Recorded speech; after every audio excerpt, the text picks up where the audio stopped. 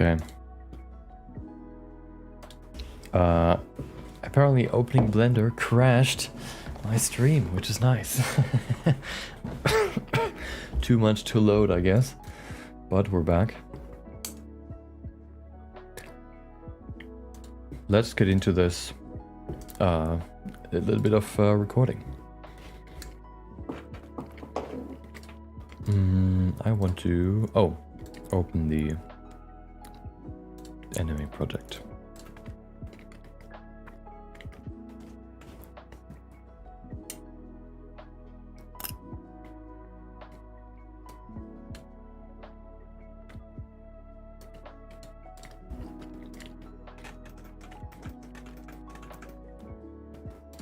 Welcome, Used Tissues. Welcome, Fiskane. Hope you have a good day.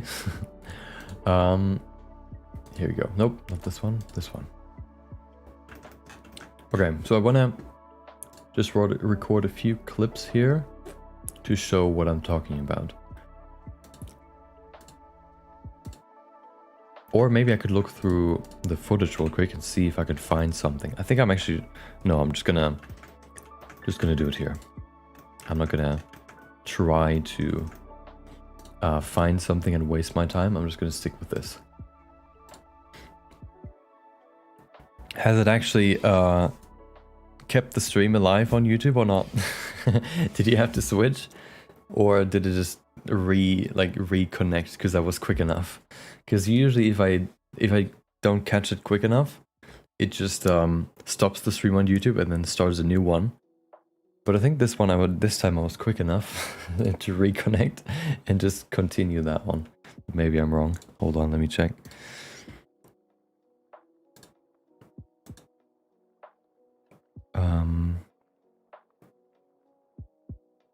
I can't check. Oh no. Sometimes, dude, the bot on Discord, sometimes it posts videos, and when I go live immediately, sometimes it just does nothing. The last thing it posted was yesterday. What is going on here? Okay, whatever. Yes, I want to quickly record the lights. So I don't need this. I only need this one. And then I can just rotate around and show that. Let me also something fun that I could do with this model. Since I have these multiple, what would you call them? Multiple resolutions, where the first one is very, very smooth, I guess you could call it. I could use this low res version as the version that is drawn very far away with very, very little detail. And then I could use the high resolution one, level 3, for, more like close-up shots. And then maybe even reduce the normal blur to show some of those muscles a bit more. I could do that, we'll see. But let me do this first. I want to do this. Yes, that's perfect.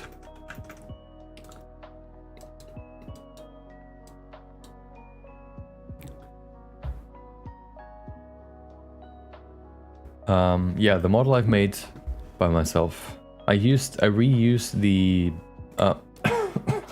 the guts model that I used for the Berserk video and remodeled it a bit and rigged it. Yeah, but I made it myself. I didn't start from scratch. I did that one last time. The Berserk model was made from scratch, but no. Wait, was it? I don't remember. I think I used the base mesh, but whatever. But I made this one, yeah.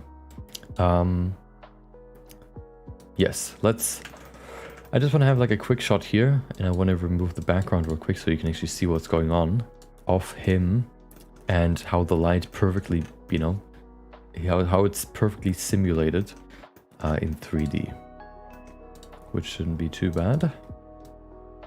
Just make it white, I guess. Maybe slightly grayish.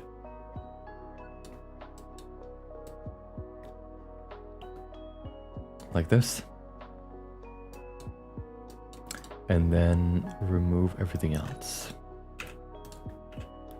I need the light and that's it. Okay.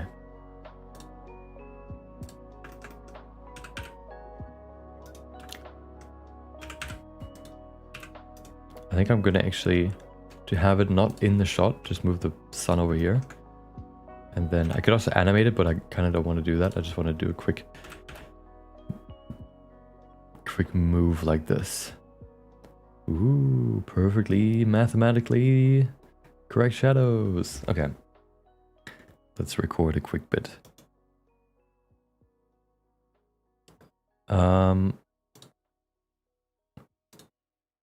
I'm probably not going to watch the Deadpool movie right away, but I might watch it at some point. Since I want to finish this video before it, well, so at some point shortly after it comes out, because I don't think I can finish the video until on Thursday or Friday when it releases. So maybe afterwards at some point, but I want to finish the video first. Let me do a quick recording here. There you go. Okay. Put them in here. And then just, where's the sun? I missed the sun. There it is. Okay. Just do a quick. Ooh. Perfect shadows. Be scared. Okay. And then maybe a bit more like this.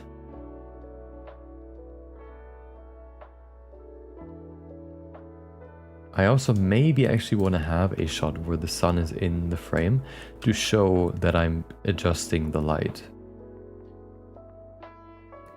Like this, maybe.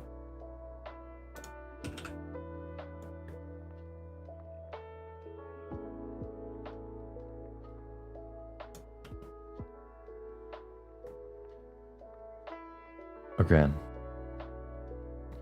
That should be enough. Was there another thing that I wanted to record? Hold on.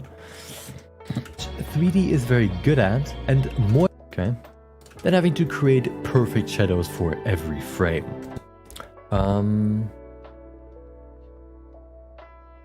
Yeah, here I'm talking about that it's easier to just draw the nose than trying to shade it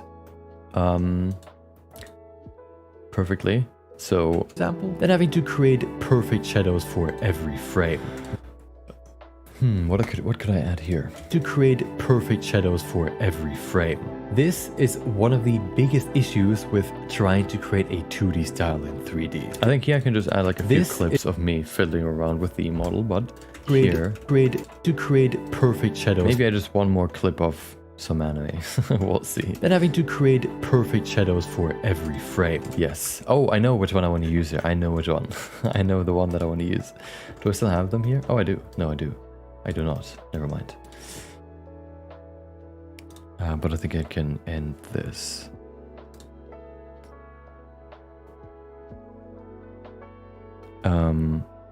Oh, wait a second.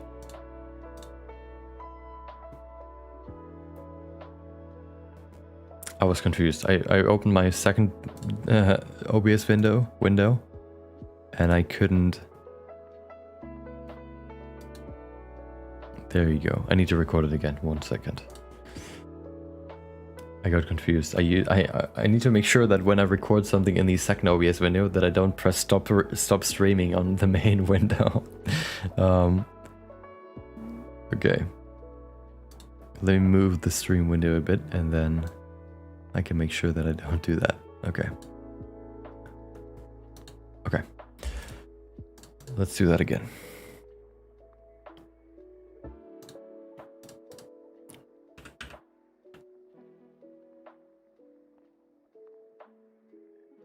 Just a few of these.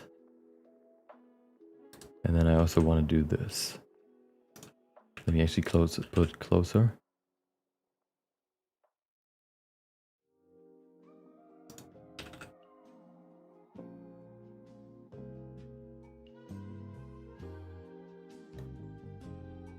Okay, that should be fine.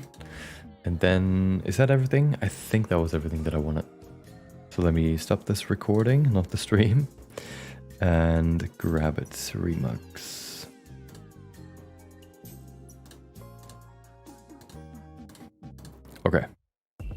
close this one, not the other one.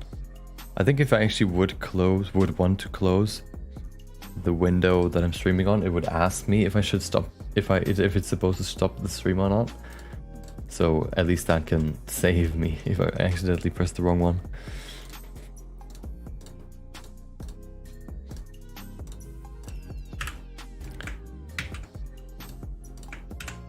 But, you know, it's better to not get there at all.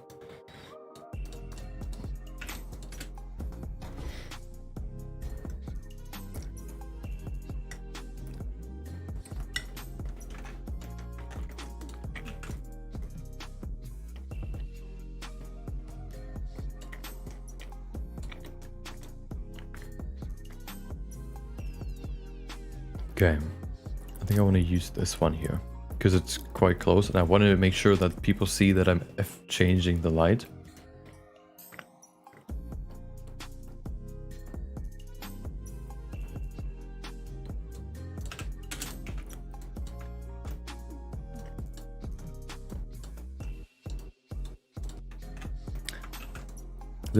Today might actually be the one where we finish the most,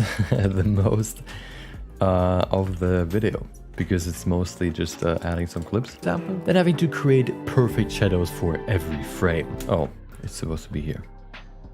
Rather than trying to create like some weird transition, it's just finding good clips to insert. Which 3D is very good at, and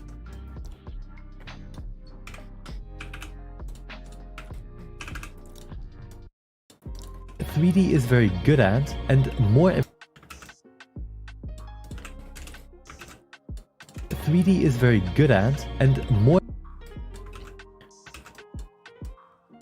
3D is very good at, and more. Okay.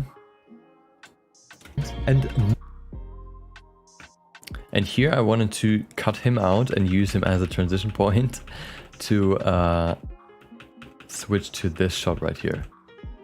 So, and more emphasis on here. I probably want to show the whole shot, but until then I still need to show the shot. More emphasis on, which means I need to push it a bit further back, like this. Which 3D is very good at, and more emphasis on. Yes.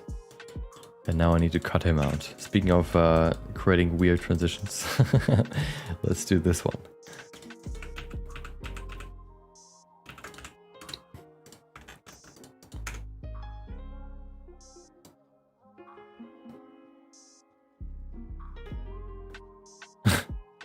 Okay.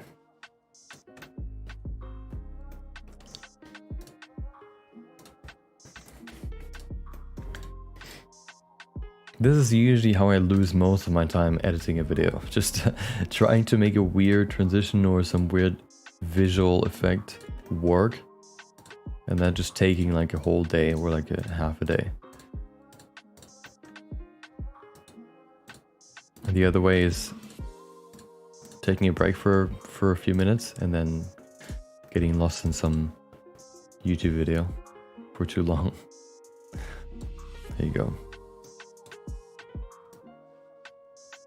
At least, you know, the benefit of trying to mask out this animation or this anime is that, or this clip is that it's an anime, so you don't have as many frames as you have in the overall timeline. So I can skip like three frames before I need to change the mask again.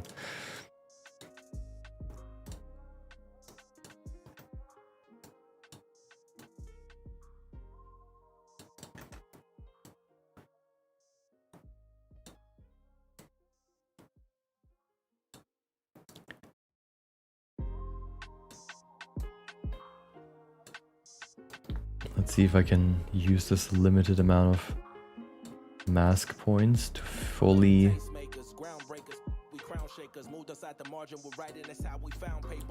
adjust this, to fully capture the shape. Probably not.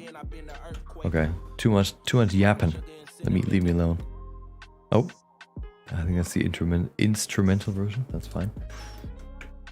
Maybe I should sort my playlist by or filter my playlist by. Never mind, that's not the instrumental. There you go. I should sort my playlist by non-vocal songs.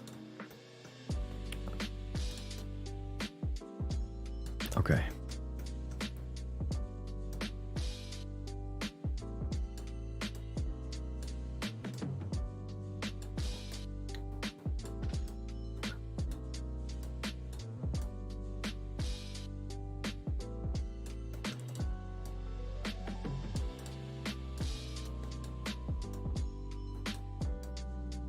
This looks fine.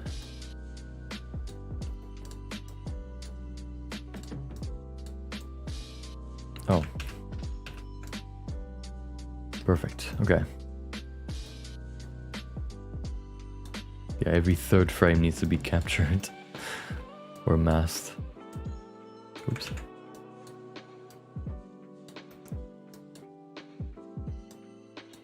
Let me adjust the border width so I can actually see what I'm doing. Did your stream crash? Yes.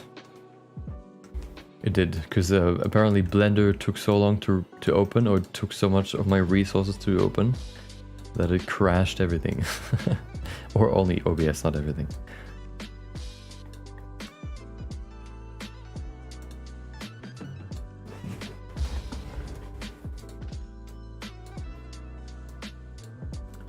Okay.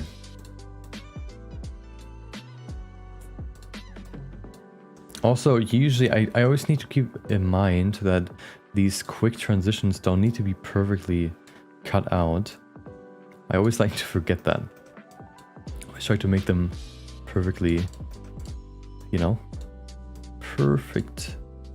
But since they're only there for like 5 frames or 10, nobody would even see if they're not perfectly perfectly done. And that's something I like to forget. Then I spend way too much time on something that nobody will ever see.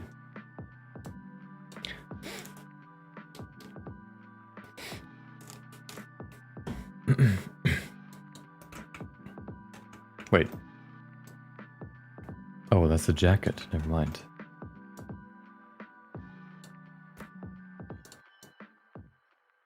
Is that a jacket? Hold on. It is, okay. Oh, I forgot to add it. Damn it. Just joined. What is it that you're doing now? The masking, I mean? So what I want to do is basically I want to create like a fun little transition from here, from this clip to this one. To this one where he, you know, talks on the phone, by cutting him out of this clip, cutting him out basically, so that he kind of walks over this bit, like over this clip, and then once he reaches like the end point where he stops, then the background also comes in. So first I want to only have him show up, and then the background joins in later. Oops. And so I need to cut out his body. Yeah, to remove him from the background. Okay, there you go. Which can, you know, manually take a while, and, you know, I could also try using like an automatic method, but unfortunately, since I only have one PC and not like a streaming PC, that is like a very heavy operation, and it can crash the stream pretty easily. So I'll try to avoid that as much as possible. It already happened too much.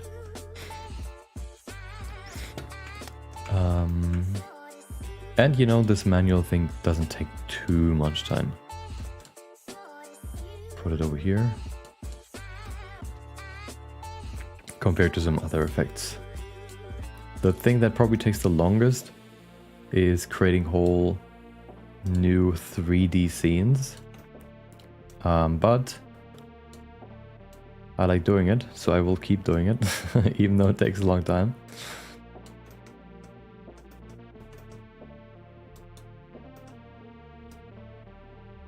Oh. I need to change this. Let me go to keyframes. and then go in here. So the masking thing is kind of similar to, what would you call it? To grease pencil, I guess, in Blender, where you have to draw every frame. Otherwise it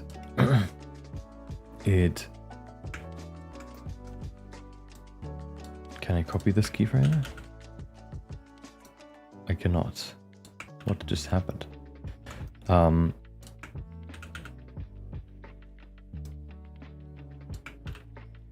confused. Yeah, you need to draw every frame, of course, you know, for an animation, for example, in a grease pencil animation.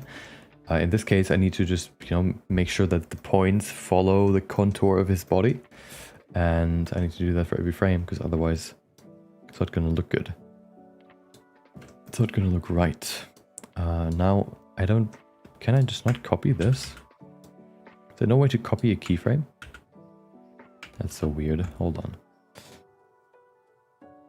There has to be a way. Hold on. Let me find out.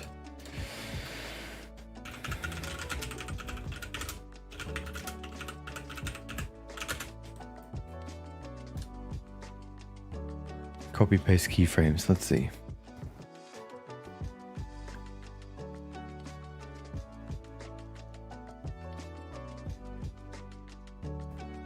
Should you sleep? It's 2 a.m. 2 at night? Probably. Depends on your sleep schedule, I guess. You know, if you stay up longer, but then, you know, wake up later, but, you know, as long as you get like 7-8 hours of sleep, then you should be fine. But of course, that is something you need to answer yourself. If, you know, you need to go to sleep now to get enough sleep, then I would say do it. It's so weird how like a lot of people like try to keep themselves from falling asleep, like from going to sleep. I don't know what it is about sleeping, but it's like this, when you like need to go to bed, you get like all these, you get this newfound energy just to stay awake. Even though you might know that going to sleep is good, that doesn't matter. You still just somehow, for some reason, just want to stay awake. Maybe because sleeping is such a non-cognitive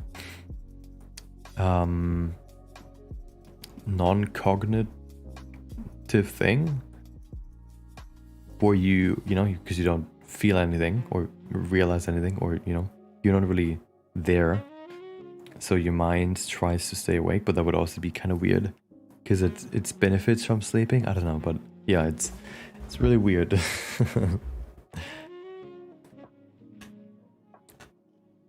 Copy keyframe fusion.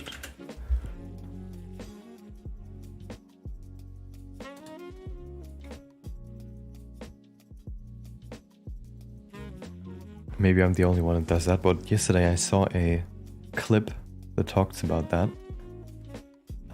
So I feel like I'm not the only one that does that.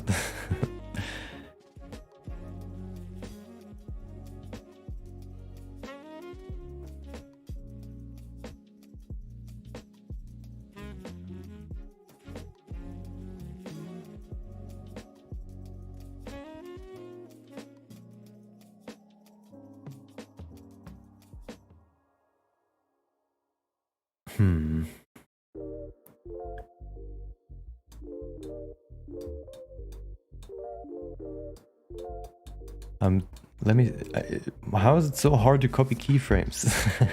Is there no easy way to do it? Hold on. Method, there you go.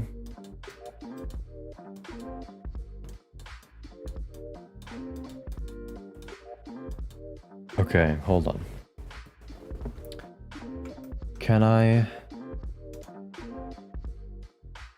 I can remove keys, but I don't want to do that. I want to copy it.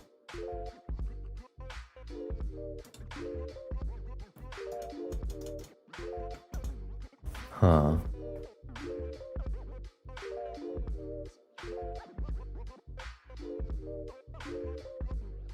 What if I do this? Copy this, can I?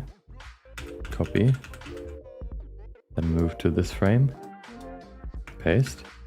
No. Hold on. I will figure this out.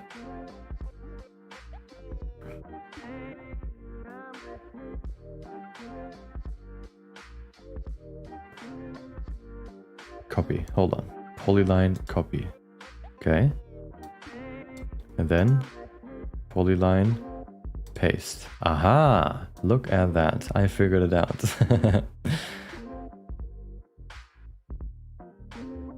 Okay.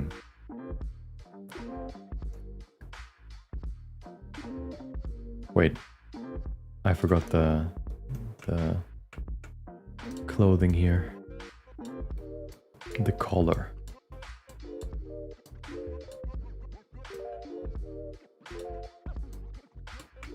I learned something new today. Perfect. You never stop learning.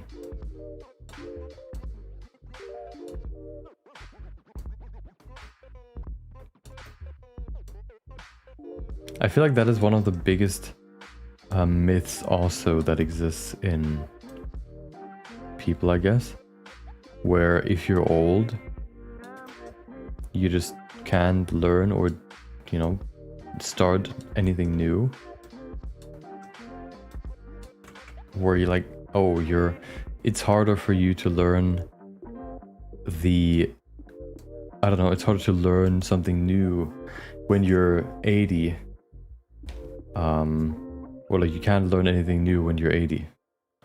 But usually people just don't want to. Yeah, I feel like if you really wanted to, okay, there's no way that you can't learn anything new if you're 80. Like there are people that are, you know, seniors and use PCs, and at some point they needed to, you know, and that stuff released like in the last 15 to 20 years. So they had to learn that at some point, and they still were old at that point. So there's no way that, you know, I just don't believe it. And I feel like, you know, that's the biggest issue of that is not necessarily that it's not possible. It's more that you just say to yourself that it's not possible, and then of course it's not gonna happen. Because if you convince yourself that it's not possible, then why even try? But if you just believe, then I feel like you can always learn something new.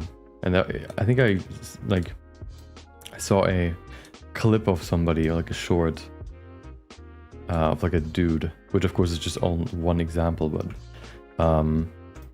it could be the exception. But it was like a 90-year-old dude, or like an 80-year-old, that then started rowing to, you know, stay healthy. And then he won a senior rowing competition when he was like, you know, I don't know, 83 or 90 or whatever. So yeah, could be an exception of course, but I would like to believe that, you know, when you're 80, you can still learn stuff. But I can also see, you know, when you're that old, that you're just kind of done and you just don't want to learn anything new. I can see that too, because you already, like, you probably have like maybe back pain or any other pain, or you know, your body doesn't want to, you know, do it anymore, and it takes just more effort to ignore that and give you less power, I guess, to allow you to, you know, spend on learning something new. Maybe, I don't know. I feel like that's more the reason why people don't do the things they could do as well. So it's less about the possibility, but more about the endurance that you need to have, or like the strength, I guess, mental strength.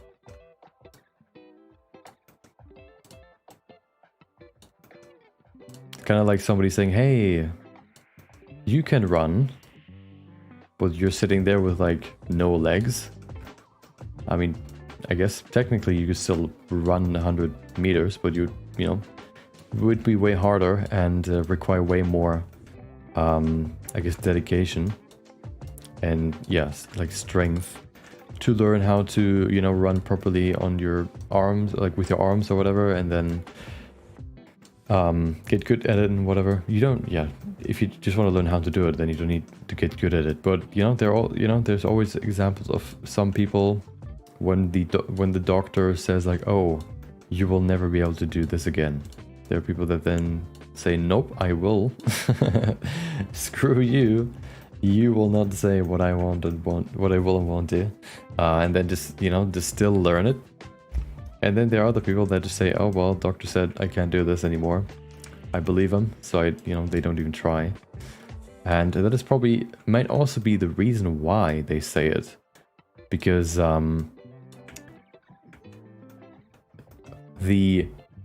maybe if they wouldn't say that, tell them, hey, you will never be able to walk again,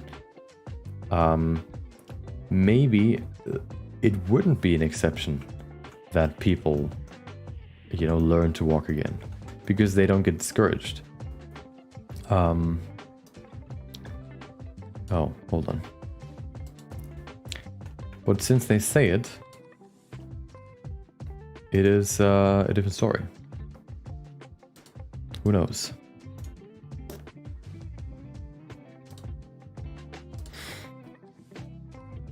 Unless the person gets some artificial legs, yeah. But even then, you need to, you know, learn to walk with them, which I guess is at least easier than than having to learn how to run on your hands. Although, can you have 2 artificial legs, or can you only have 1? No, I think I've seen 2 people with 2. But I can imagine that it's harder to learn how to run with those than with 2 than 1. Since you need to, you know, learn how to balance yourself and stuff. And don't have a leg to fall back on, that you're already used to. It's like you're a baby again. You need to learn how to walk again. But I feel like the scariest thing that I've heard, what can happen when you, for example, have like a big injury and you fall into a coma, is that your brain just makes up, like gives you this vivid dream of a life, like a separate life from the one that you have, where you just live that life for as long as you are, you know, in coma. Is that the right word? Whatever, unconscious. And it can, like, even though you might only be unconscious for like a few minutes or even a few seconds, I don't know if seconds is enough, it can give you like the impression as if you have lived this whole separate life for like 50 years, like 30 years. Imagine you just, you know, fall down, or imagine you know, this life right now that you're living, at some point you just, bam, I don't know, everything's bright, then hey, you've been unconscious for the last 5 minutes, and you're just sitting there like, wait, what? I've lived this life for like, I don't know, 30 years. And now all of a sudden you have like this whole new thing, and then, you know, like, it's basically like all the people that you've got to know in that life have died, and you just need to get used to that other life again. Which still, I guess, you know, since it might be easier to get used to it again because you know that it wasn't real. But it's still, you know, you still probably in that time have built up some feelings for the people that you've, you know, got to know there. Like, imagine dreaming that you've married someone and then you just wake up and that person doesn't even exist. It's like being schizophrenic and then just all of a sudden being healed from schizophrenia. Not even like the person that you've been speaking to the whole time doesn't exist.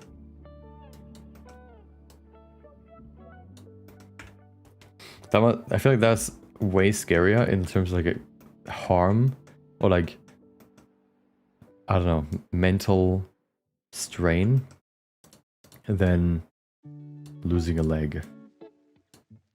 But maybe I'm wrong. I have no idea. I don't have an experience in that regard, so I would like to keep it that way. But I can imagine. I just know. I think I heard of the story. I don't know if it's true, but just like a football player that crashed together with someone, and then he was unconscious for a bit, and then once he woke up, he like bursted out in tears because he lived like this whole different life in his head for like 30 years or whatever, and all of a sudden he just wakes up and all of that is just non-existent. And the other one, that was a movie that I actually was interested in watching. I don't really watch that many movies, but that one was actually, the concept of it like was really interesting, where I don't remember the name of it, but it was the movie was with Nicolas Cage, where he played just like this, I think it was like a janitor, and he would show up in people's dreams, and how people's dreams are sometimes they have like a horror, like a scary dream, like a nightmare. Sometimes people have a just like a, I don't know, whatever dreams, like everything happens. But in every dream that people had, he would show up. And at some point, since that happened over and over again, people couldn't separate the dream from reality. So whenever they saw him, they just question everything.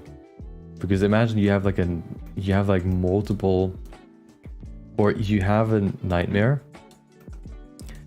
and you have like this vivid memory of seeing that dude killing you or whatever, and then you go to school and you're like a teacher, and then you just see that dude and talk to you, and then that happens like over and over again, and at some point you just must be like, wait, is this a dream? Am I getting murdered in a sec, or is this just a normal life? And I don't know. It was a really interesting concept. Unfortunately, I don't remember what the name was.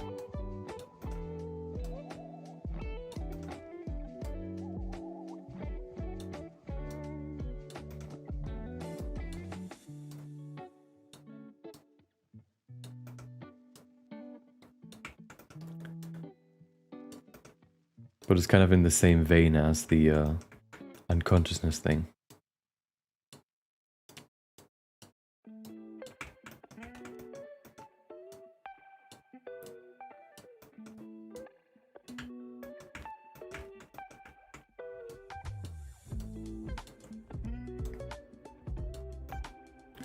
I think I'm getting close to the end of this.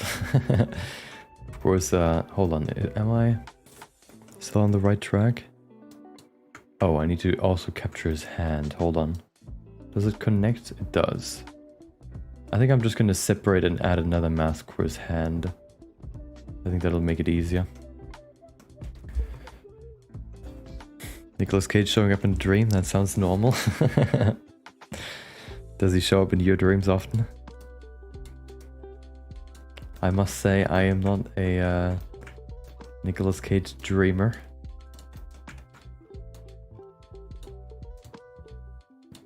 Maybe I want to be.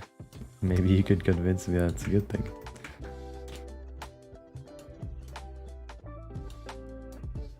Yeah, but imagine you're the person that people dream of, and then you're like, hey, what's up? And then everyone just starts screaming. Like, feeling very weird around you. Like, imagine you're just a normal dude, and then everybody just feels weird around you and there's nothing you could do because you can't control their dreams. And you don't know that they're dreaming, until somebody talks to you about it, I guess. But, for a long time, nobody would probably even say anything.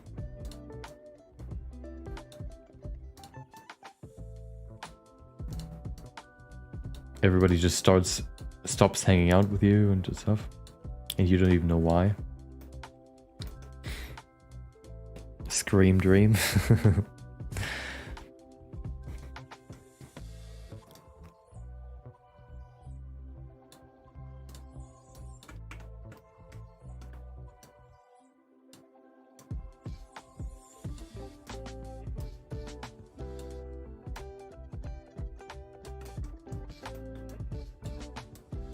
At some point, I wanted to figure out a bit more about my dreams, and to do that, at some point, I realized that sometimes sometimes it feels like I sleep for a long time, or like I go to bed early, and I wake up tired, and I'm like, wait, what?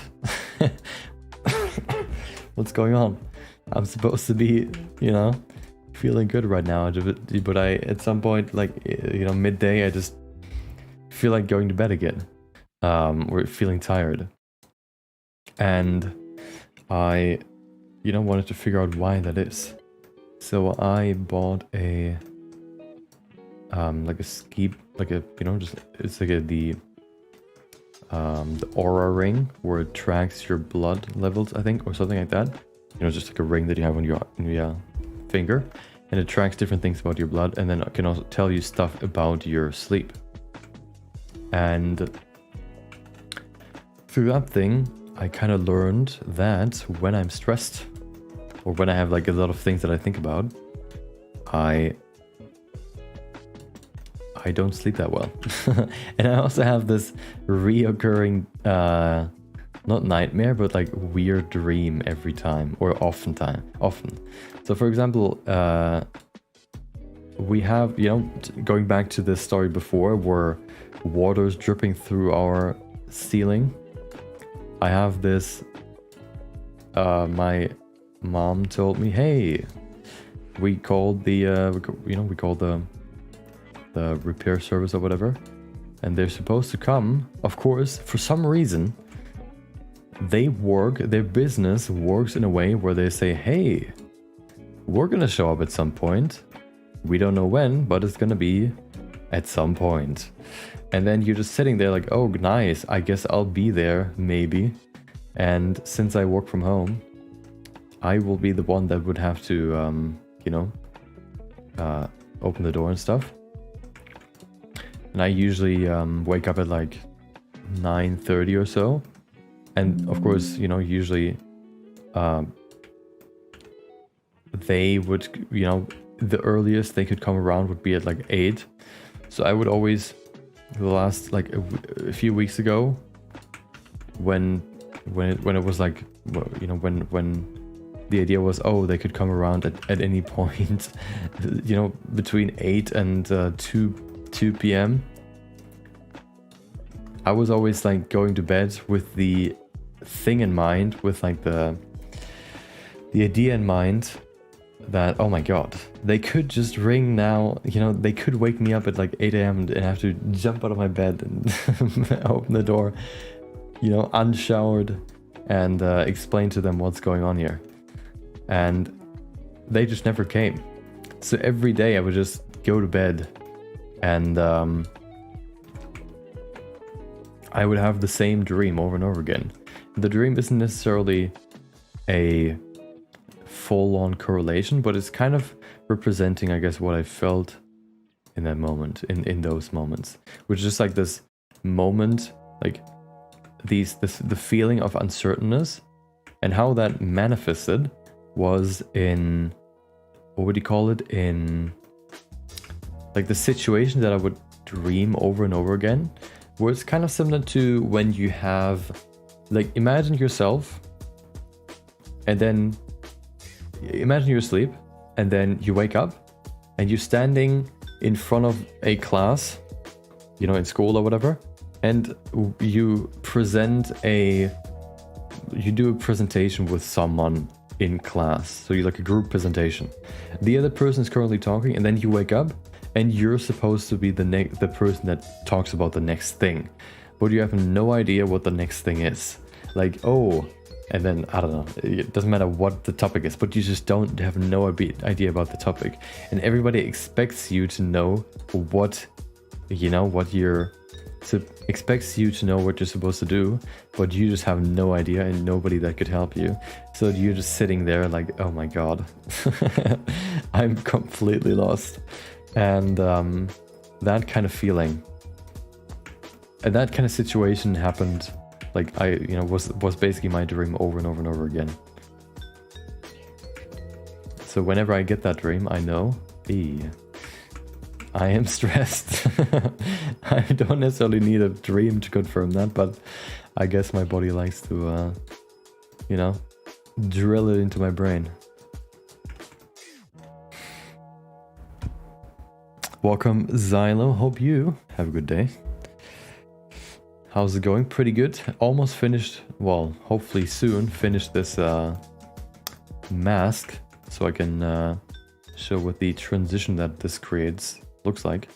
It's going to be a fairly simple one, but it's going to look cool. And that is what it's all about. Creating cool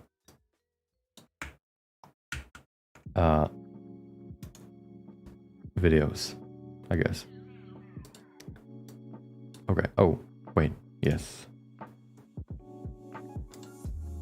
Ah, perfect. Okay. Yeah. So that's that's how I know when I'm stressed.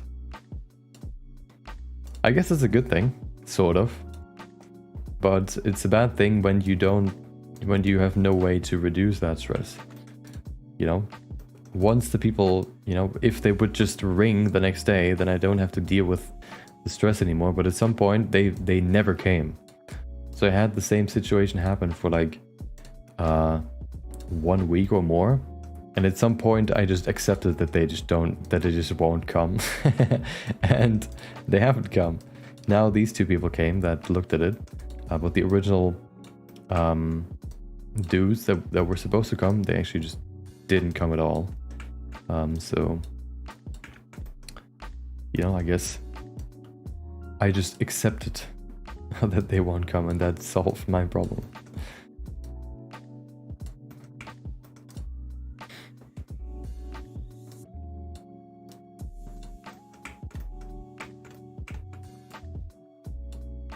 Also, what I learned is that when you go to sleep, and you lay in your bed, that you don't sleep at the moment you lay in your bed.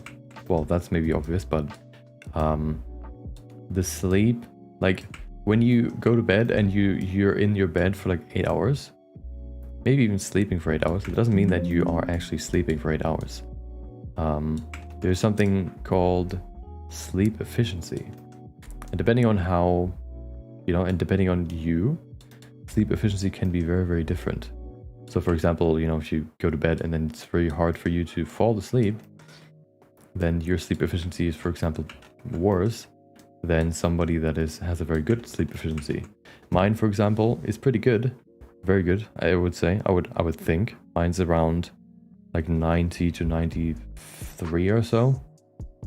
So if I go to bed and am in my bed, want to sleep, or I do sleep for 8 hours, 90% of those 8 hours I actually sleep. But for other people it can be, way less, or there's not really that much higher to go. But I think my dad, for example, I would guess has an even better sleep efficiency, because for him it's always the second he touches the sheets, it feels like he falls asleep. It's like hitting the bed, sleep. You can immediately hear him snore. It's crazy. It's like he basically falls asleep while he's already going to the bed. It's really, really weird. I usually take like you know, 5 to 15 minutes. 15 when it, you know, 15 is quite long. If I really have like, if I think about a lot, well, if I have thought about a lot of things in the day, sometimes it can also take a bit longer, but usually it's around like 10 to 15 minutes, which I think is quite short compared to, you know, some other people. I've heard people like say, oh, I'm lying in my bed every day for like minimum 30 minutes before I fall asleep. And that's like crazy to me. Cause like, what do? I guess you're just lying there trying to fall asleep. But every day, that must be crazy.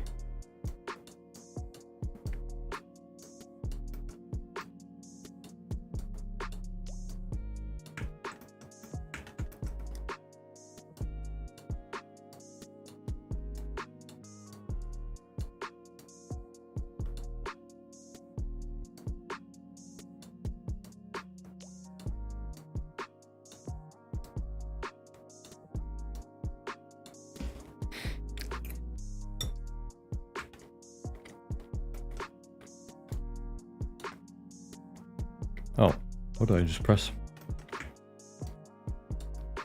I feel like sometimes I learn, most new things that I learn at this point are found through coincidence. This view here, I've never seen that view before. I guess it just turns the mask view, or like it shows you the alpha view if I press A. Never knew that before. Good to know though. Nope. Paste.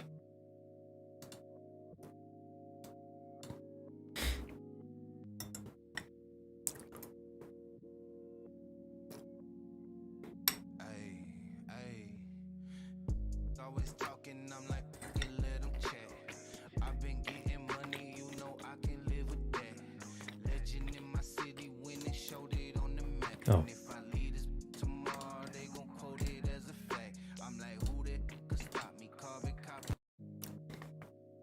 No voiceover, I mean vocals allowed. Wait, is that the same song? Yes, it is. You know what the funniest thing is about editing, you know, when you're editing videos? Is when you when you go through, you know, when I go through songs on Epidemic Sound to find one that I want to use, and then hearing the songs that I like, recognizing some of the songs because I heard them before in other people's videos. It's like, oh, I've heard this one before. Usually I also remember who I heard it, like in whose video I hear it. Like, oh, this is from, oh, that's where they got it from. Welcome, Coppa. Hope you have a good day.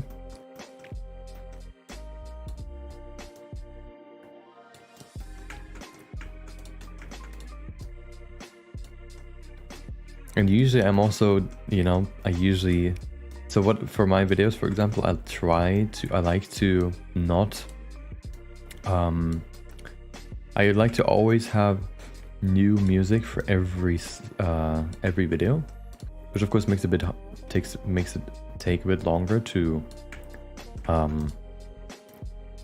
well, first of all, to find music, and then to include it, I guess.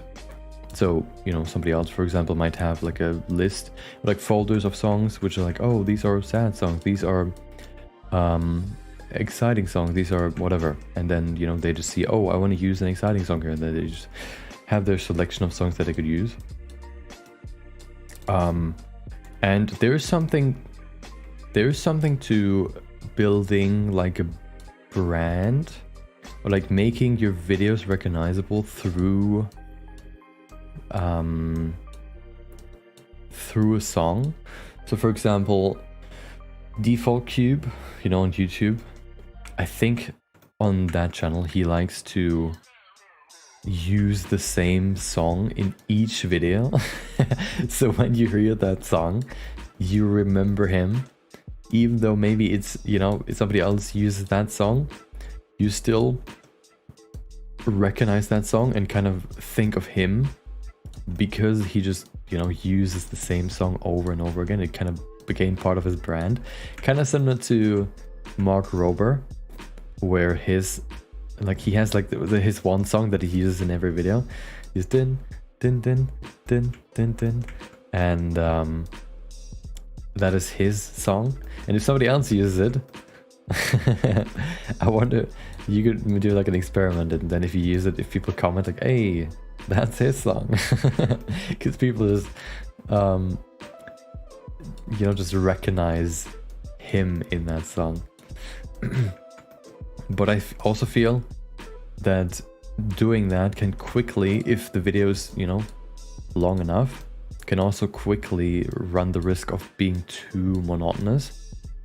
So I think you can do that well if you have like short tutorials, for example, like max, I don't know, 3 to 5 minutes, and they're just using the same song over and over again. But or at least in the intro, you know. But if you have longer videos, then you can't just use one song over and over again, because that just becomes super repetitive and boring.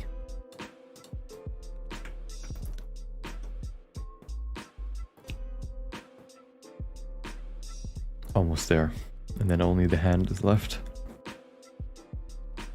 Wait, what? Oh, okay.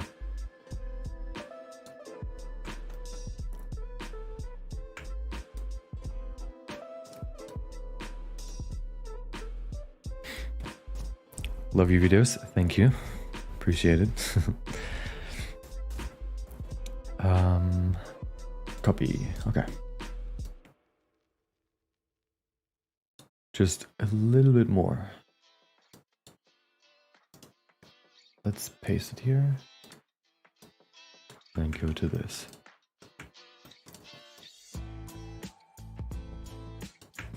Yeah, I prefer to just use a different, like, I guess one shtick that I've assigned to my videos is that I just use a different, like, always use different songs. So I never reuse a song. Partly because I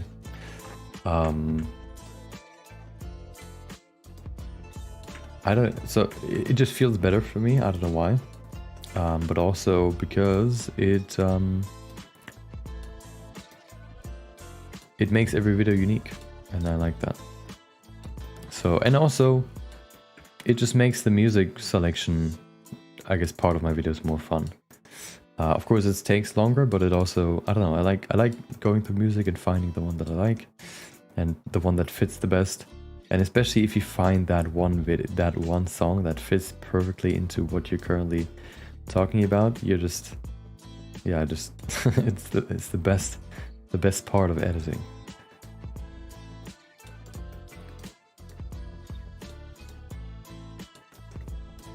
For me, at least.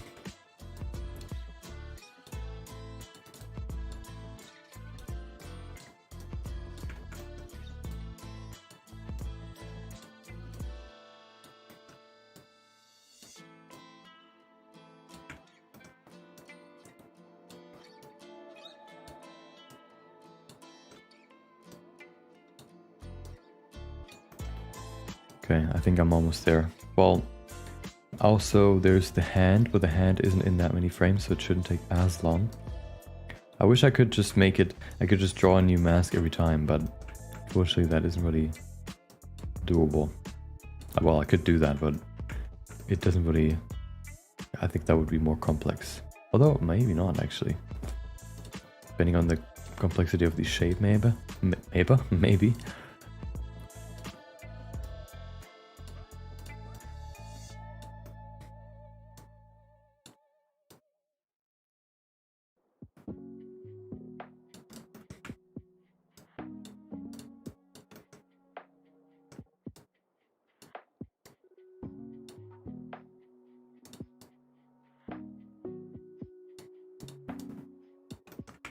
Okay.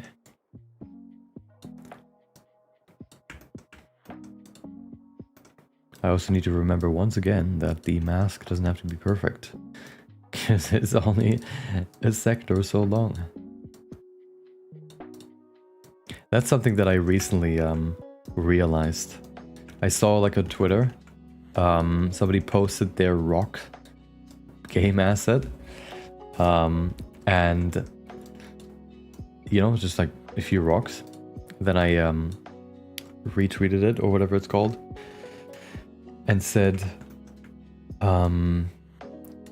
like, it's crazy to think when you're playing a game, how many hours of work you're running past in like a second in a game. So imagine like any game you're playing, and you run for like even just like a minute is already crazy. Like let's say a second, okay? What you're running past is not only the asset itself and the time that it took to create that, even if it's just like a rock. Even if it's just a rock, you have to still texture it, you still have to you know, create the model, you have to create different level of detail models, so when you're further away, it has less geometry than if you're closer. And then also, you need to keep in mind to the, what is it called? Oh, it's not just that, it's also the time that it took to come up with what the level looks like, the iteration on, you know, where that rock is placed. It's the maybe even adjustments in the texture and whatever. It's the level design that happened before you even created the rock. It's the story that had to be created to create the level design, to create the rock. And then it's, you know, it's all those steps that accumulate hours, and you're just running past it in like a second. Of course, like rocks and stuff you can just reuse, so that's probably, you know, I think that's how most people do it. They create like more modular models, and then they can use them, you know, everywhere. But even then, just to think about like how many hours just went into like a small thing. Pretty crazy.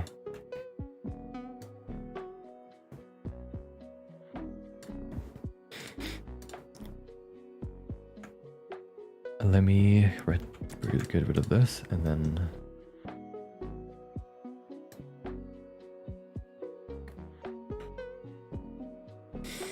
here it is. The first finger has arrived.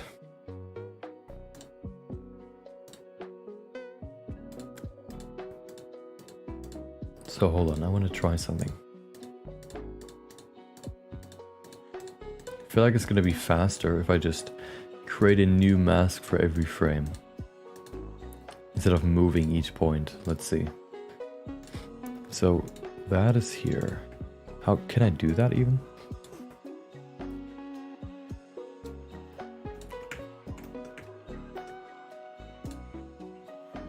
I could. Hold on. I could do that. I just need to animate the size. Or can I draw another shape? Hold on. I can. Okay, hold on. I can do that. No, I can't. Never mind.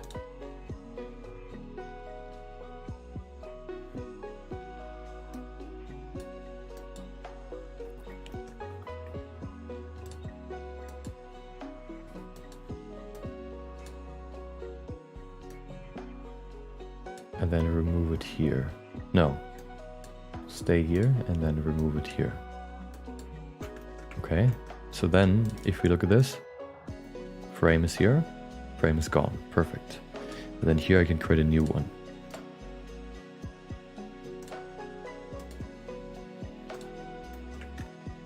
And I think it's easier to draw each mask than to move each point every time. Oops. Might be a bit more tedious to set up, but it's, or more complex to set up, but it's probably faster than just doing what I did before.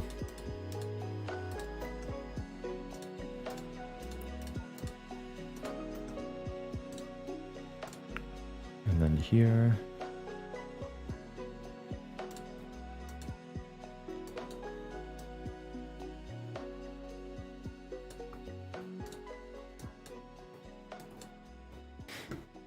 Okay.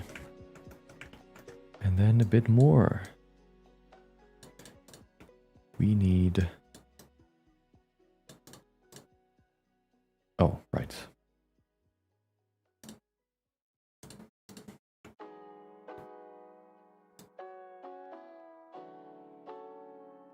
Oh, I need to see here. Okay.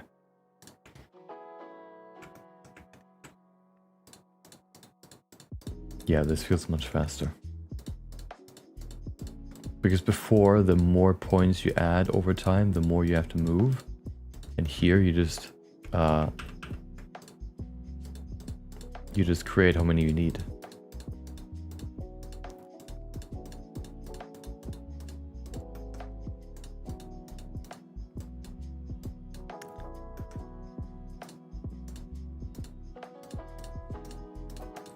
Okay.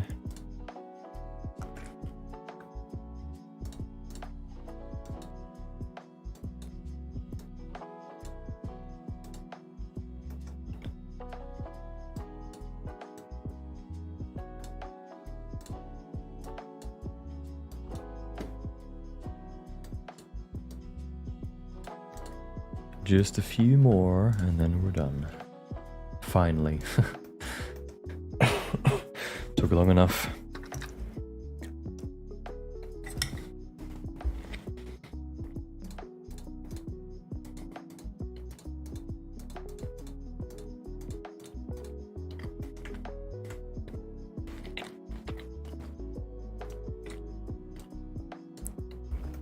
Welcome now, Dizzy.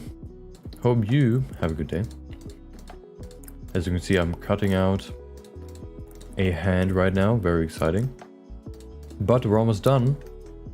And then we can see what this results in, which is a really short but fun transition.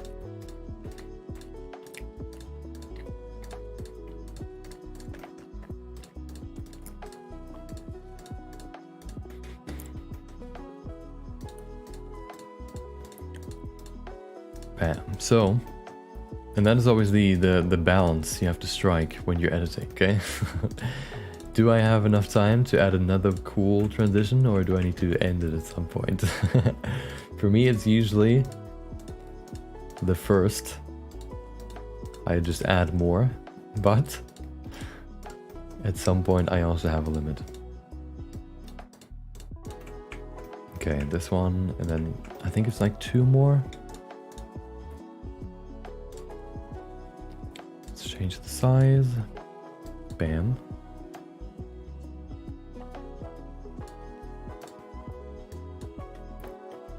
Okay. Another one. Oh yeah, now we need to connect it to the body too. That's not too bad, because it's just oh. The body is already, you know, masked out, so I don't need to do that myself anymore because I already did it. You know what, I'm gonna go speed mode for the last few hands, because why not? Doesn't need to be perfect once again. It just needs to be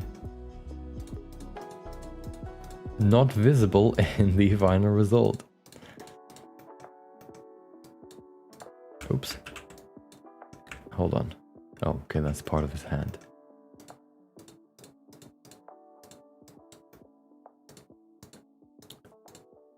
And oh, okay.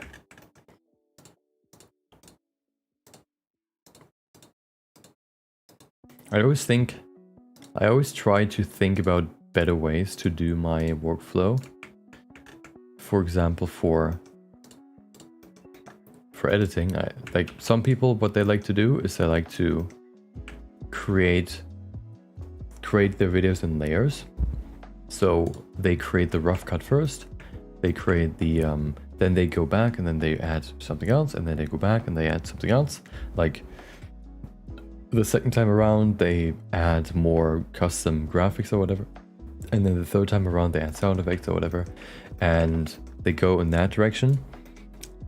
What I like to do more is just go from back to front and just do everything, like the main parts, one after the other, so that once I reach the end, I have a 70 to 80% done video, and then I go back and see if I can improve some bits. I can add, and then add sound effects and stuff. Because I like to make all the pieces like interact with each other, and I have like the fear that when I create the first layer and then I add the second layer, I guess, I would want to like that affects the first layer and makes that one worse, I guess, or yeah, it feels like there's something missing. And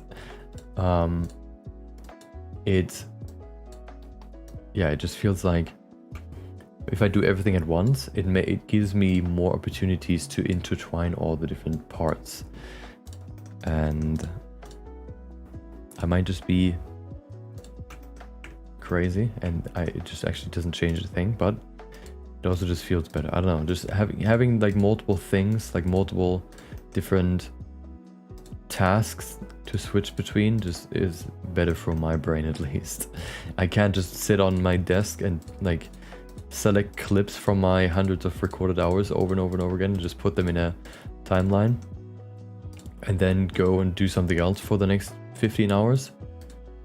I like to switch between tasks quite often. That just keeps my brain sane, keeps my brain intact.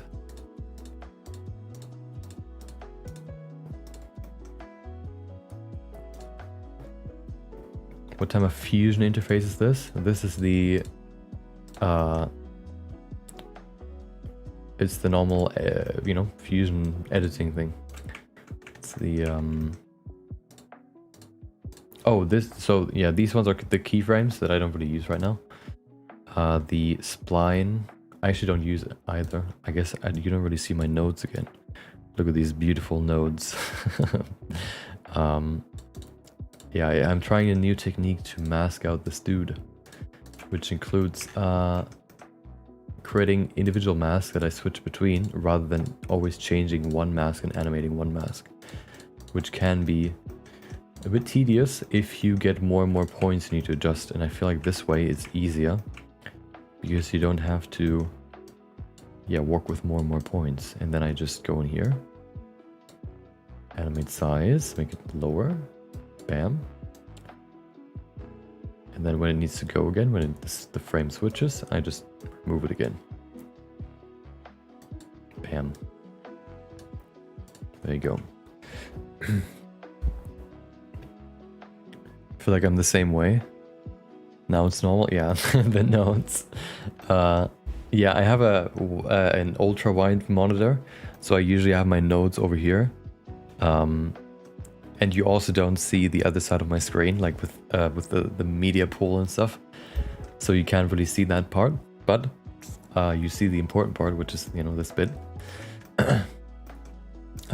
The actual footage and the nodes. I just need to keep in mind that I need to move them over, because usually I have like the spine bit on the right, the spline bit, which you see now, but not the nodes. But I feel like the nodes are more important or more interesting. Okay. Where am I? Welcome, Vera. No. Vera. Thank you, I appreciate it.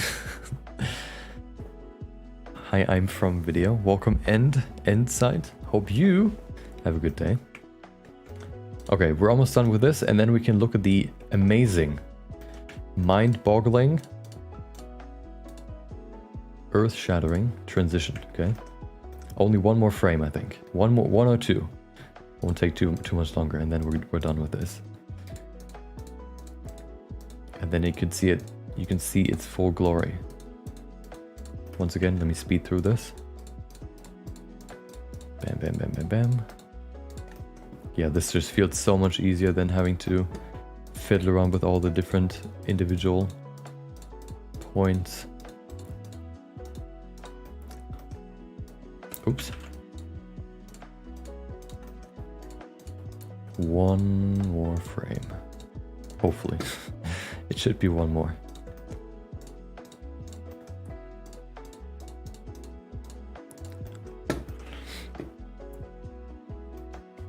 Welcome, Umud. Hope you have a good day. You want to learn how to make a tree Wait, what was that? How to use Blender where it can't even make a tree? A tree is actually not that easy, because it's such a complex shape.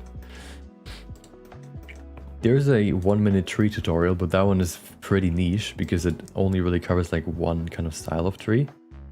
Oh, one more frame, but that shouldn't take too long. You've seen how short this was, so let's do the last one even faster. Yeah, a tree is fairly complex because it has like all the branches and stuff, and leaves especially can be hard.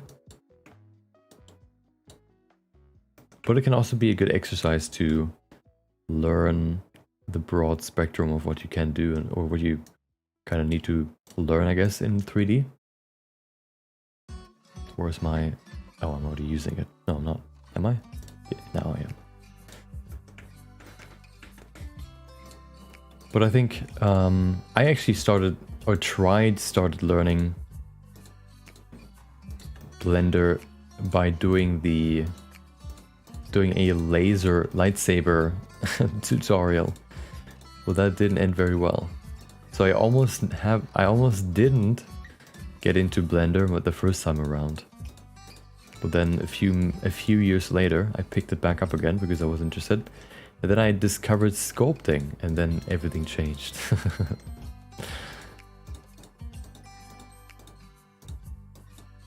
Yeah, the lightsaber thing I think was just a bit too technical and too finicky. You know, you have like these two sides in 3D modeling. You have like precision modeling, where you need to extrude exactly 0.1 millimeters for it to work well, or like for the model to be correct. And then you have the other side, which is like sculpting, where you just do whatever and you know, create some you know, character out of a weird lump of digital clay. What is this music? And yeah, you either on one side or the other. Or if you're really crazy, you're like both.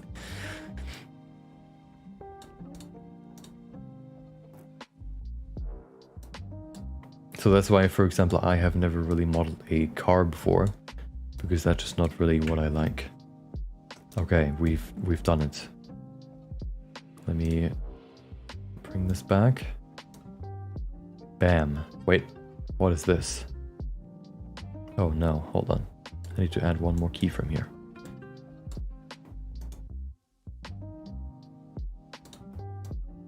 Bam. And paste. Okay, he's masked. Took longer than expected. Okay, and now look at this, okay? Look at this. You already see it, but let's now look at this. That, and more emphasis on zoom. Amazing. It's a small thing, but I like to do these things sometimes. Where one part of the frame comes in before the other part. It took a while, but I guess if you see stuff like this now, you know how long it takes.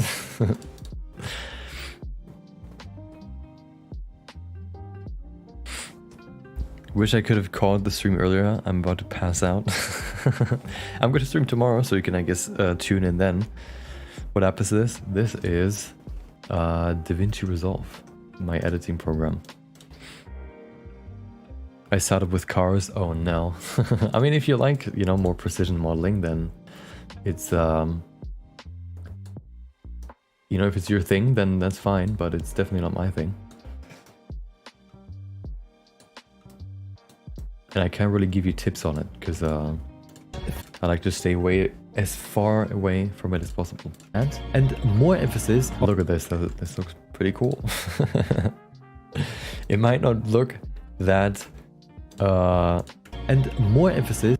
It might not look that flashy, but... And more emphasis on... This right there gave me 5 more views, I bet. And more emphasis... There you go.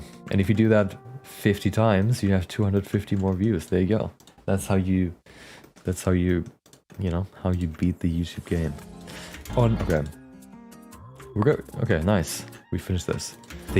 I remember at the beginning of the stream I said this stream will probably finish more of the video, because this is more about adding clips rather than creating some weird transitions. And here we are adding a weird transition on. So Nice. But let's continue that. This is done now. Things right here. Line art is often crucial to define the structure of a character, since it's much easier to draw the contours of a nose, for example, than having to create... Okay, what do I add here? Hold on. Let me pause this for a second. Example, than having to create perfect shadows for every frame. To create perfect shadows for every frame. Okay, I might actually... I think I'm just going to use another clip here, because maybe one where somebody draws the frames again. Because otherwise... I'm thinking, yeah, I don't want to use another 3D frame. I think it makes more sense here to use another enemy frame. Oh, I remember what I wanted to use. Yeah. I remember now. Add motion blur. I think I don't need it here because it's, you know, it's like an animation, and usually if they add motion blur to it, it is by kind of using like stylized motion blur with like the hand being like way too long or way too stretched. And since they haven't done that here, I'm not gonna add it myself. I have this scene right here where I have the perfect shot for... Oh, this one right here. Hold on, this one. This one is gonna be what I want to add here.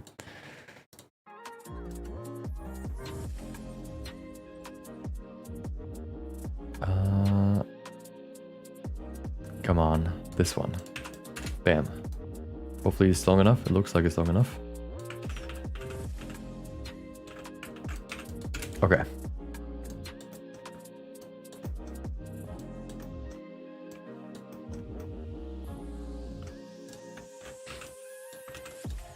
What's the next bit? Hold on. Well, let's see. Then having to create perfect shadows for every frame. This is one of the biggest issues with trying to create a 2D style in 3D. It's hard to create a decent line art automatically, and even then it doesn't look that great. Okay, I think I can use a clip here from a previous video. I've already used my Ghibli video, not Ghibli, my Spirited Away video, and my Berserk video. So people already know those videos if they haven't watched them before, so I can use them again. Otherwise, if I use like a whole new visual, it would be like, it would take a bit longer to understand. But since I've already shown these two, I think I know a clip in here that I can use. Since I'm talking about the line art, and I've used the line art in here too. And this is the first one where I show the line art, so I think I actually have a section where I show it off a bit longer, a bit more in depth. Have you used After Effects? I have before, yes. Before I used DaVinci and Premiere Pro. At some point I switched, because before I used Premiere, and what I found there was that it just became very laggy. It has some cool, like some really good functions, like auto captioning, but it became very laggy. And overall, DaVinci is more, I don't know, it can just load files better, I guess. And so I switched to DaVinci, and yeah, here we are. I'm still using it after a year or so it has convinced me to stick with it. And it's also nice that you can basically do a lot of things that you can do in After Effects in DaVinci itself, because you have like the different tabs here. You have like coloring, you have animating and stuff, you have editing, you have sound stuff, and all these tabs for Adobe products are all individual programs which have their own files, and you would have to have, each project would have way more files. You would do all of that stuff with those, and that is another convenient thing that I like.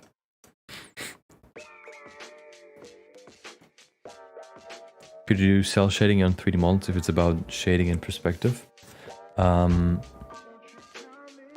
Yes, I want to. That's what I'm looking for right now. So I've already shown off the line art here.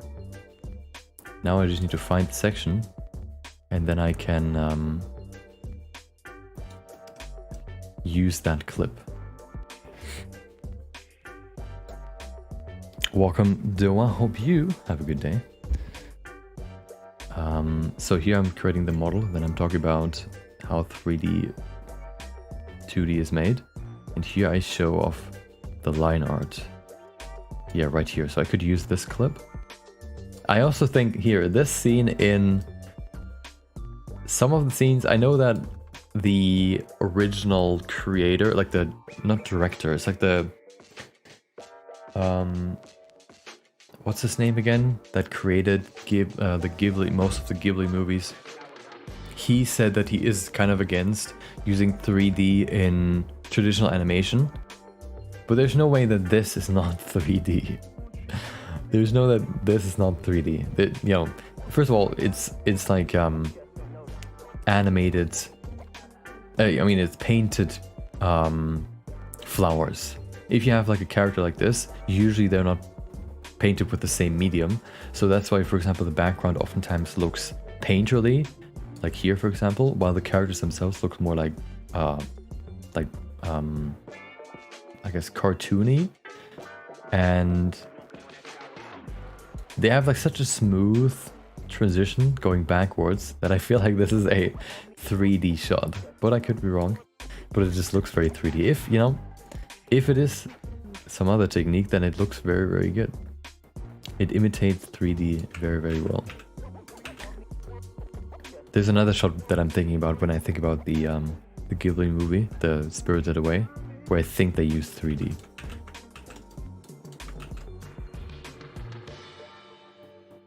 Yes, this one's also good.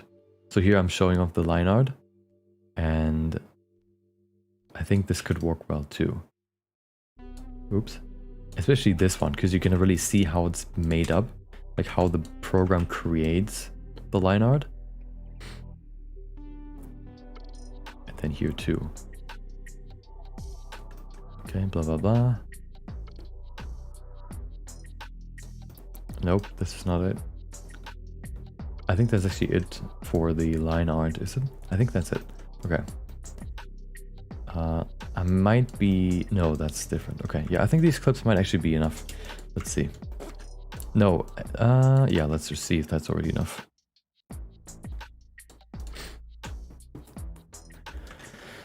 Okay. Rephrase. Okay. This is one of the biggest issues with trying to create a 2D style in 3D. Okay, it doesn't fill the whole gap. So we maybe need a little bit more, but that's fine. I can look through my own recordings and see if I played around with it here. This song is kind of boring. Let's switch to... You know what? I want to have a new music to listen to. Any music requests? Music genre requests? We're currently in lo-fi hip-hop. Or do you just want to stick to it? We can also do something else. Probably something more chill, but, you know, maybe a different genre. Disco, acoustic, R&B, classical. What else do we have here? Funk, ooh, country. Maybe... What about some good old classical music? We did jazz yesterday. Maybe pop.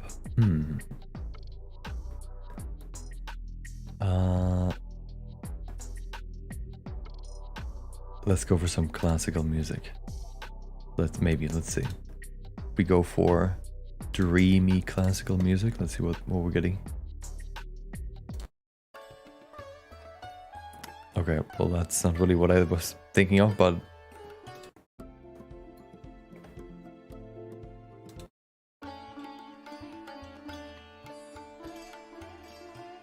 no, that's not really what I'm looking for. Jazz? Okay, let's go with the jazz then. Let's go with jazz. I like jazz. Last time we had like chill jazz, I guess. Let's go with something more energetic. What about restless jazz? Funny jazz? Laid back, happy. Happy sounds good. Let's go with happy jazz.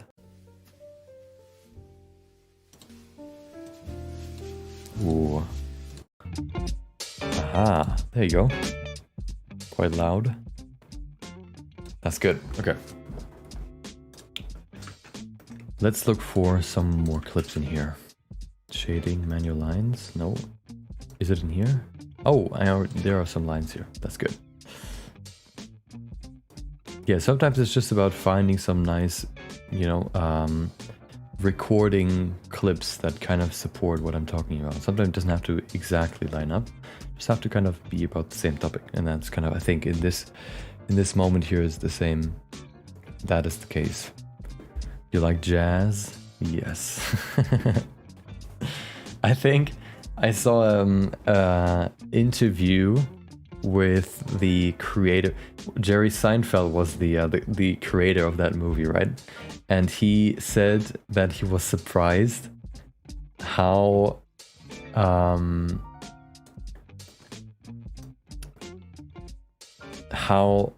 the relationship between Barry was his name, right? The bee, and then the woman. How it how sexual it came, like how romantic it was perceived. That wasn't actually his intention, but somehow just everybody got that from that movie, which is really funny.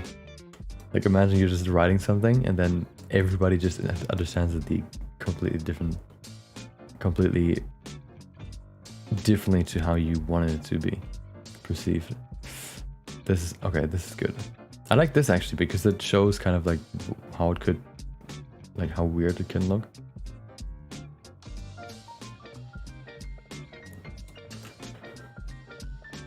But let's look through a few more just to see if we can find something better.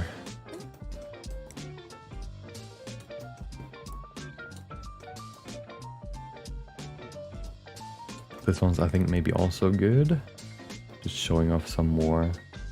What I would like to see, because I also added some more pads on the shin pads, a second layer.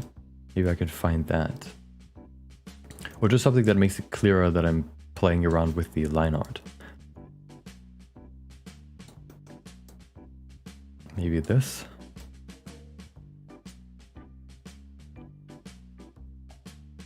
Yeah, that's pretty good.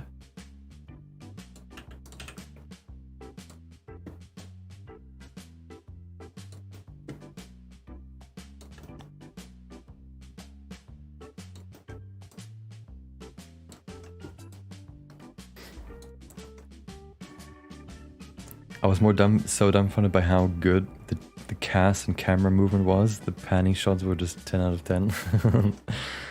Yeah. It's been a while since I watched the movie. But I don't even remember the plot fully. I try to remember it and think about like whether you know I watched it when I was smaller. And I tried to rank it in all the movies that I watched. I think comparatively, I don't remember who created the movie. Was it called Robots? Where the blue robot tries to find like a job somewhere in like a new city or whatever? Wasn't that that was like a animated movie too, right? Was it called Robots? I think I like that one more than the B movie, but I can't really remember the B movie fully.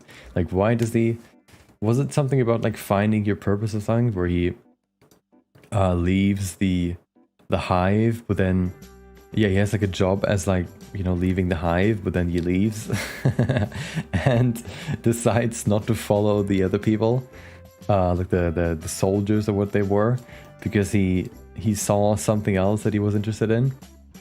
And oh, here it is. Here's the second layer. And then he discovers that he actually doesn't like being a normal bee or whatever. Wasn't that the whole thing? Something like that. Of finding your own purpose. The Robots movie was about something else, I think. Or it might be actually pretty similar. I actually don't remember. But I thought that one was funnier.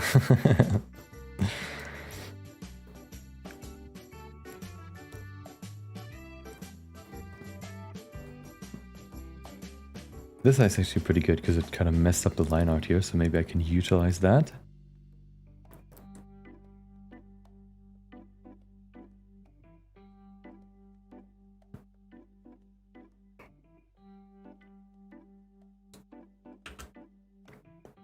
I think that's enough then.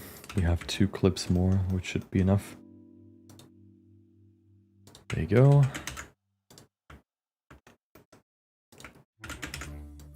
Okay. 3 clips, actually. The original is still great, yeah. They're both good movies, but I have the other one more fondly in my head. The robot movie, because of the just because of one scene that I remember, which is the one where he let me show you which one I mean, if I can find it. It's the one with the breakdancing robot, the street dancer robot. Let's see if I can find it.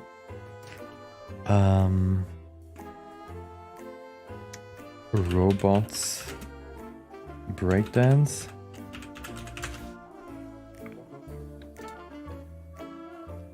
Right there, there it is. Hold on. This one. Hey, can you tell me where to go? This way? Nope. This way? Nope. I don't know why, but I remember this as a kid. Being like super, this being like super funny. And then he comes, I think he comes back and like at the end of this, the movie and starts dancing.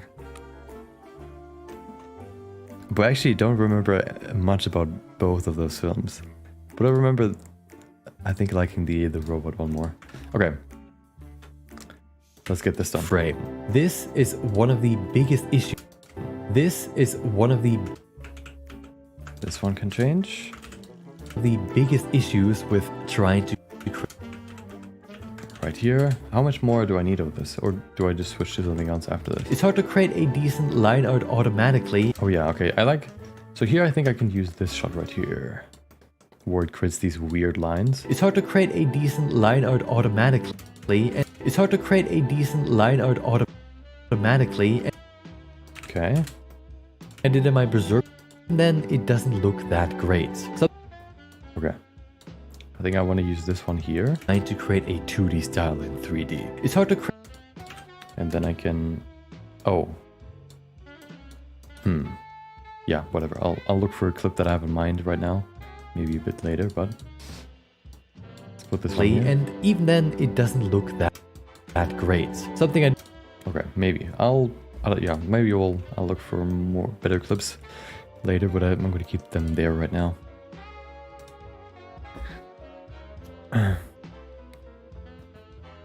Welcome, Red. Hope you have a good day. Black and white painter here. Who, me? The Twister trailer. Is that the one with the tornadoes? Is that the one? Like the weird movie with way too much production quality?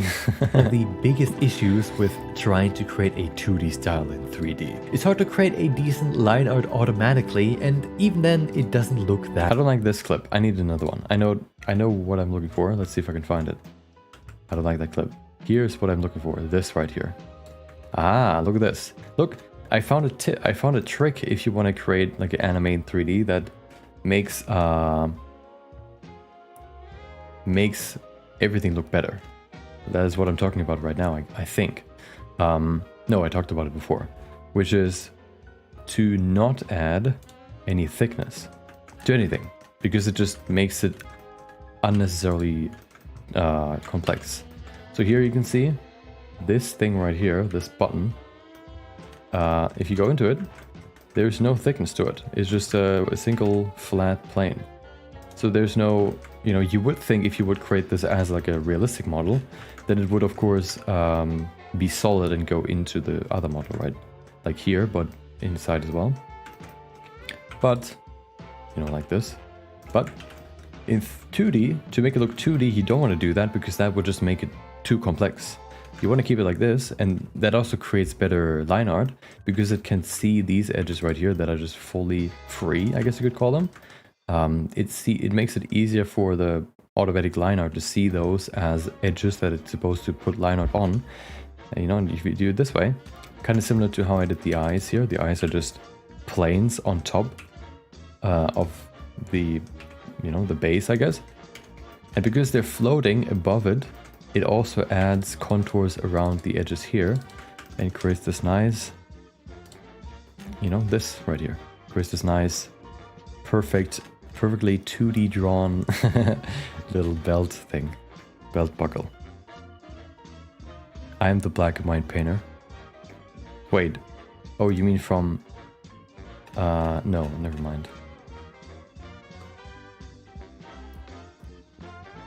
No, I've streamed like 2 years ago, and I think I remember somebody named something painter, but maybe, is that what you're referring to?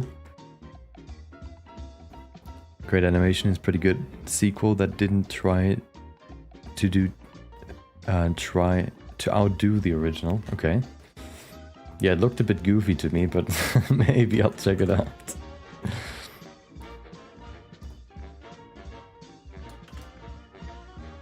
There you go. I like this one. I like this clip. Wolverine, I want to add the... I introduce him a bit later, so I'm going to add him here because it would be confusing if he would appear at some point. Like, you know, right here, but he's definitely going to be shown as well. Line art automatically, and even then it doesn't look okay in 3D. It's hard to try. Something I did in my Berserk project was to okay, so this is where I talk about Berserk, which is not... So I need some clips from that, but that's fine. And even then it doesn't look that... Trying to create a 2D style in 3D. It's hard to... I think I'm actually going to replace this. Maybe, hold on. No, maybe this one actually. Put it here and put this one here. It's hard to create a decent line art automatically and yeah, I think so. And even then it doesn't look that great. Something I did and even then it doesn't. Yeah, I like this one and more. even then it doesn't look that great. Something I did. Okay, yeah.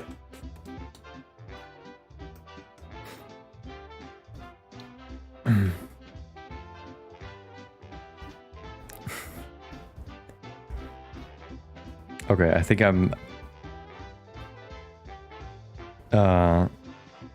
I'm missing your point, Red. You're the black and white painter. Okay, it might be about something that I talked about before and I just forgot, but yeah, I'm sorry. Some goofy things to be expected with a tornado movie. Yeah, I mean, what can you do with a, you know, tornado movie, really? You know, you can put sharks in it, I guess. Or was there another one with something else than sharks? I think so. There was one with octopus, right? Wasn't there something about that? Like, the second movie had sharks fighting with other animals or whatever? I don't know. Didn't watch any of them. Okay. Something I did in my Berserk project was to add line art as textures. Line art as text. Okay, I need... oh, okay, yeah. This one's easy to find. Bam. Quick shout out to previous videos. If you haven't seen them yet. My Spirited Away video or my Berserk video, in case you're interested in creating anime in 3D. Look at this beauty. I actually think the Spirited Away video, the first time where I tried to recreate an anime, worked out better than the Berserk video. Probably because it was more restrained in what I wanted to achieve. So for the Spirited Away, for example, I just tried to fully one-to-one recreate 3 shots. For the Berserk video, I wanted to create my own animation. And that involved like way more things, like proper rigging and proper animation and stuff, rather than just matching the movement.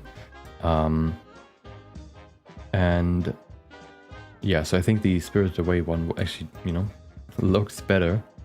But I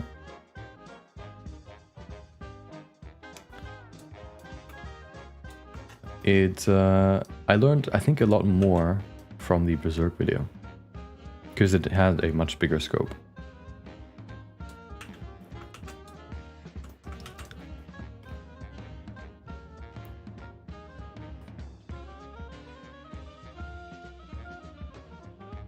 Oh, that's not even what I want to do here. Hold on.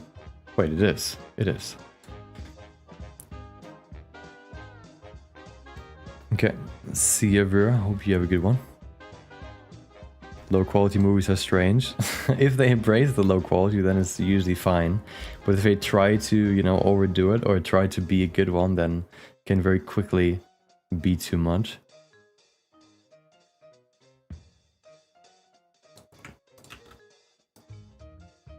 I think if you're more aware of what you are, I think it usually goes over better.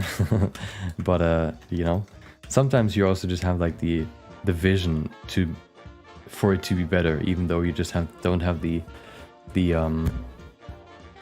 budget for it.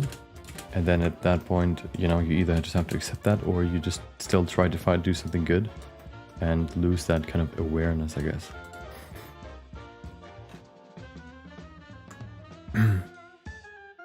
I always have issue mixing 2D and 3D. Yeah, I think there's a really fine line you have to walk there. I think to create the best 3D animation, like 3D 2D animation, you need to mix in some 2D to kind of hide the fact that it's 3D. That's also, I think, why the Spirited Away animation came out better. Because I used the grease pencil to draw over some wrong areas, or like some things that I wanted to fix, which I didn't do in my Berserk video, which is why, for example, the shadows there weren't as good as they could have been. Which is oftentimes an issue that I found in what makes 3D look 3D instead of 2D. Like what breaks a 2D 3D style. Something I did in my Berserk project was to add line art as textures. But this Okay, textures, interesting. This only really works well from a certain distance.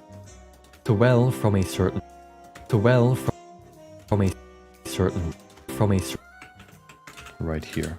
Certain distance. If you're too close to the character, the lines are way too thick, and if you're too far away, they almost disappear. Okay.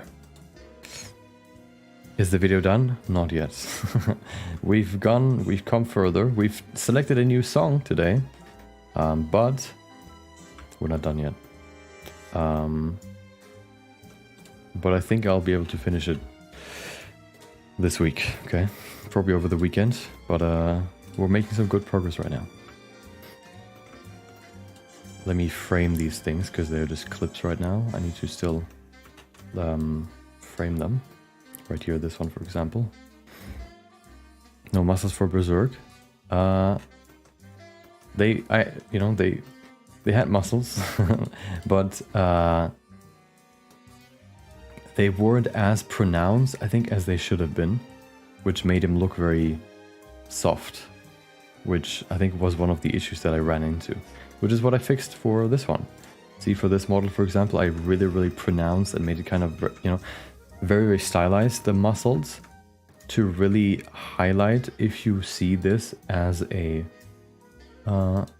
wait, where is it? You can somehow flat. If you look at only the silhouette, for example, you can much easier see like the different muscle structures in this model than you would have seen in the Berserk model, and that comes from, you know, just from really pronouncing the muscles a lot more, like unnaturally strong, I guess.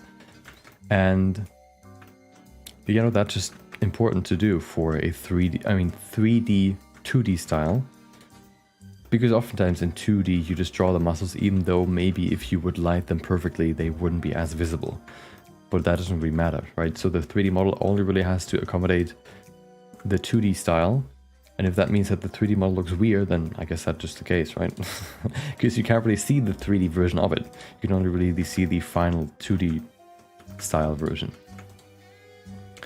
And that's why I have, yeah, for example, for this one, pronounced the muscles way more.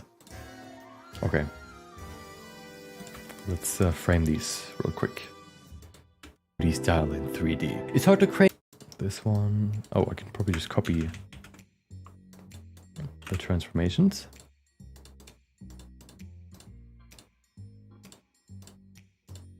3D. It's hard to... It's maybe a bit too low. There you go. Try to place it in the middle. 3D. It's hard to create a decent line art automatically, and even then it doesn't... Yeah, this one is almost perfect. You can see like the UI at the bottom here and then some weird buttons right there. I'm just gonna zoom in a bit so I can remove those. Oh, those are just the vertex count numbers. And even then, it doesn't look that great. Something I did in my Berserk project was to add line art as textures, but this only really works well from a certain distance. If you're... Okay. That's fine. To create perfect shadows for every frame. This is... No, I'm just gonna add more stuff. I'm thinking whether I want to add some like fun fun transition here again and spend the next hour on it, but I think I want to just spend more time here now adding some clips rather than doing that. Get some more progress in, because it's easier to, it's easier to finish a project in time if you create a 80% done version first and then work on the last 20%, rather than already bringing everything to 100%, one after the other. At least in my experience. Okay. But I think this is actually a good point to end it for today, because I don't know if usually the last 2 days I streamed until 5 p.m. for me, so like for roughly 5 hours. Which, was good to experiment. I think just to finish this video in time, I want to probably spend more time fully focused on it. And so I will probably end it here, but I will be back tomorrow. And if you want to see, if you want to join in tomorrow as well, you can join the Discord. And there will hopefully, next time, today it didn't post it for some reason. Next time, hopefully, it will... post in the announcement channel that when I will be live, or you can just join. I think it's like, how long? Roughly 4 hours. If you go 4 hours back, that's when I started streaming, and that's when I start streaming every day right now. Well, every weekday. That is at least the plan. So if you want to join tomorrow, I will be live again, same time tomorrow. 4 hours earlier from now. Yeah, Discord link should be in the description of this video if you're on YouTube. I guess, let me just put it in chat. And if you want to, I don't know, nothing. Yeah, nothing actually. I'm just thinking about other stuff. Yeah, if you want to join, then feel free. And the music cuts perfectly out. Or is the perfect ending music? Thank you for enjoying the show. Hope you enjoyed the show. Thank you for watching. Thank you for joining. And maybe I'll see you next time. Until then, have a good rest of your day. I'll see you next time. See ya.